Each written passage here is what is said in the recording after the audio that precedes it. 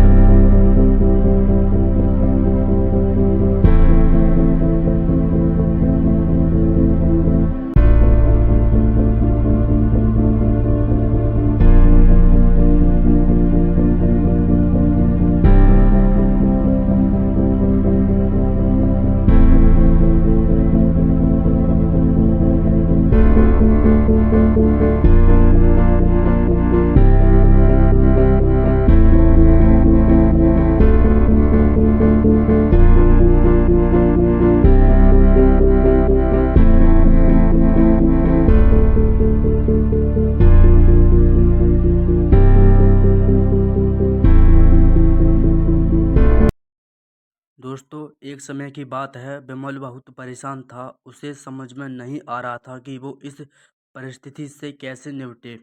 वो अपनी माँ को बहुत चाहता था, किंतु उसकी पत्नी और उसके बच्चे माँ से बहुत दूर भागते थे, क्योंकि उसकी माँ की एक आंख नहीं थी, साथ ही उसकी कमर भी 90 अंश पर झुकी थी। वैसे वह अपना काम खुद कर लेती, किंतु फिर भी उसकी पत्नी और उसके बच्चे हमेशा खटकते रहते थे। दोस्तों अब विमल अपनी दादी से कहता है, दादी आप ऊपर के कमरे में जाओ, मेरे दोस्त आ रहे हैं। विमल के बेटे अखिल ने बड़े बेरुखी से कहा, पर बेटा मैं तो यहाँ बहुत दूर बैठी हूँ। विमल की माँ ने बहुत प्यार से कहा, नहीं आप उनके सामने मत रहो, वो मुझे चढ़ाते हैं। अखिल ने जोर से डांटते हुए कहा, क्या हुआ अखिल, क्यों चिल्ला रहे हो? विमल की पत्नी कामनी ने किचन से ऊपर ही आवाज़ लगाई।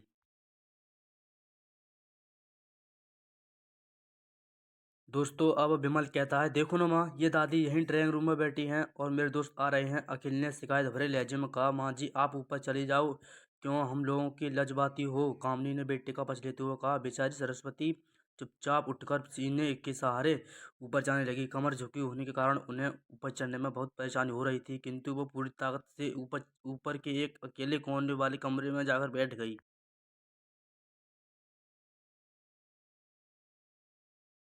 विमल बाजू के कमरे से सब कुछ सुन रहा था। उसे कष्ट हो रहा था कि उसकी माँ को अपमानित होना पड़ रहा था, किंतु वह असहाय था और सब वो कुछ कहता तो उसकी पत्नी और बच्चे उसका विरोध करने लगते।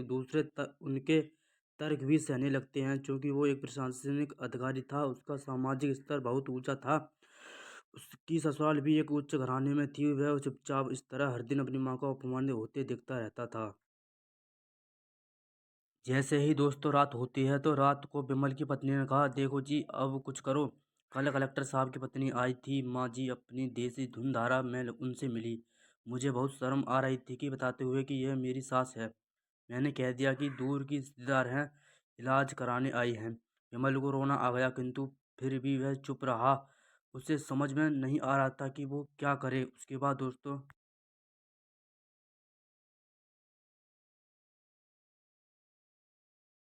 अपने बेटे की मन स्थिति को सरस्वती अच्छी तरह से जानती थी और बेटे को कोई कष्ट न हो इसलिए वो हर बात को चुपचाप सह लेती थी। विमल बहुत उदास रहने लगा। एक तरफ परिवार और सामाजिक स्तर पर जीने की प्रतिबद्धता थी, तो दूसरी ओर माँ की।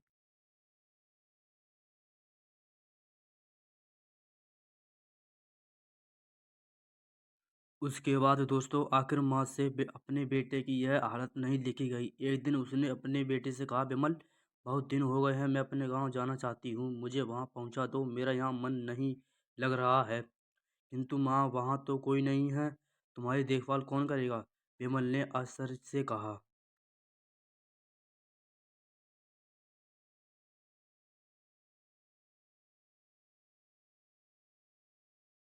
विमल की माँ ने कहा, सब गांव वाले तो हैं और वो तुम्हारे मामा जी तो उसी गांव में रहते हैं, और फिर हम सारी व्यवस्थाएं कर आएंगे ना। कामनी तो जैसे मन की मुराद मिल गई हो। हाँ बेटा, बहू सही कह रही है, सरस्वती ने लंबी सांस लेते हुए कहा।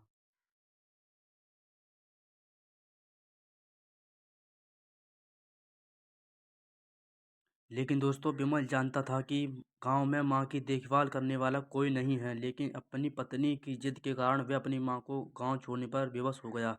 माँ को गांव छोड़कर आते वक्त उसे रोना आ रहा था तथा अपनी बेबसी पर गुस्सा भी आ रहा था, किंतु परिवार के कारण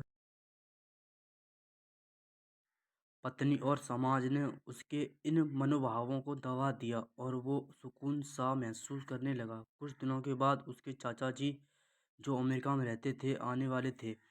जब विमल बहुत छोटा था दोस्तों, उसके पिता जीवित थे तब वो भारत आए थे और उसके बाद वो अब भारत आने वाले थे। पूरा परिवार और आस पड़ोस बहुत उत्साहित था। अमेरिका से विमल के डॉक्टर चाचा आ रहे थे। डॉक्टर रमेश ने जैसे ही घर में कदम रखा, सबने मिलकर बहुत उत्साह से उनका स्वागत किया। क्यों विमल भाभी नहीं दिख रही, कहाँ हैं रमेश? डॉक्टर रमेश ने उत्सुकता के साथ पूछा। विमल ने बड़े आश्चर्यजनक से कहा, जी वो गांव में रहती हैं, यहाँ उनका मन नहीं लग रहा था, इसलिए चली गईं। कामिनी ने सपाट लहजे में उत्तर दिया। डॉक्टर रमेश ने विमल की ओर देखा तो विमल ने अपनी आंखों को झुका लिया और डॉक्टर रमेश सब समझ गए। बोले, कल हम भाभी से मिलने गांव में जाएंगे। उसके बाद दोस्तों दूसरे दिन सभी लोग गांव के एक घर में पहुंचे। देखा कि सरस्वती को बहुत तेज बुखार है और वो पलंग पर असहाय पड़ी हैं। डॉक्टर रमेश दौड़कर सरस्वती के पास आए, उनके पैर छूकर रोने लगे। सरस्वती की ये हालत देखकर उनसे रहा न गया।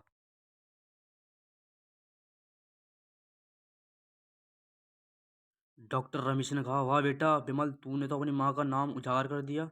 अपनी माँ की ये हालत देखकर तुझे शर्म तो नहीं आ रही होगी। डॉक्टर रमेश ने विमल को लगभग डांटते हुए कहा, नहीं देवर जी, विमल का कोई दोष नहीं है। मैं खुद गांव आई थी, सरस्वती ने अपने बेटे को बचाव किया।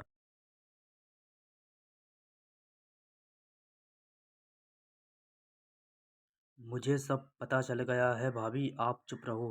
क्यों बहू, तुम्हें अपनी सास की कुरूपता पसंद नहीं है? समाज में तुम्हें नीचा देखना पड़ता है ना? डॉक्टर रमेश ने कामिनी की ओर व्यंग से देखा। अपनी माँ निरंतर होकर विमल को देखने लगी। आज तुम जिस सामाजिक स्तर पर हो वो इन्हीं के संघर्षों की देन है। और बेटा विमल, तुम्हें शायद मालूम ना हो कि बचपन में जब तुम 1 साल के थे तब छत से नीचे गिरने के कारण तुम्हारी एक आंख फूट गई थी और तुम्हारी रीढ़ की हड्डी में भी समस्या थी। अब तुम्हारी इस कृपा माँ ने अपनी एक आंख और अपना दोनों मेरो देकर इतना सुंदर स्वरूप दिया था।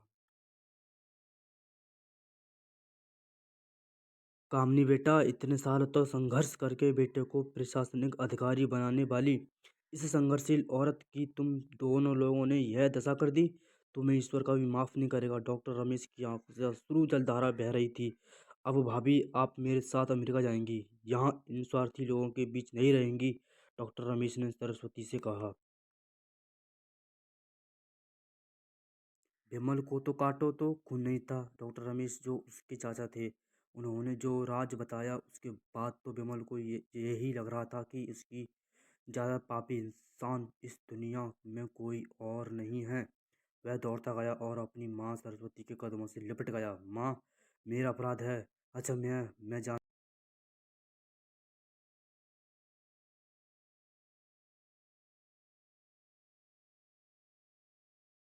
मैं जानबूझकर चुप्पी साधे रहा, आपका अपमान करता रहा। अब सिर्फ आप ही उस घर में मेरे साथ रहेंगी और कोई नहीं। विमल ने आग्नेय दृष्टि से अपनी पत्नी और बच्चों को देखा। कामनी को भी बहुत पछता हो रहा था, किंतु उसकी हिम्मत नहीं हो रही थी कि वो सरस्वती से आंख मिलाए। सरस्वती ने कामनी की मन स्थिति को समझकर उसको पुचकारते हुए कहा, अपने पास बुलाया और विमल को डांटते हुए कहा, खबरदार, जो मेरी बहू को मुझसे अलग करने की कोशिश की तो मैं तुझे ही घर से बाहर निकाल दूंगी। कामनी और बच्चों ने सरस्वती के पैर पड़ते हुए अपने व्यवहार पर माफ़ी मांगी और माँ के हृदय से सबको साफ कर दिया। तो दोस्तों, आशा करता हूँ आपको कहानी पसंद आई होगी। चैनल को सब्सक्राइब करें। धन्यवाद।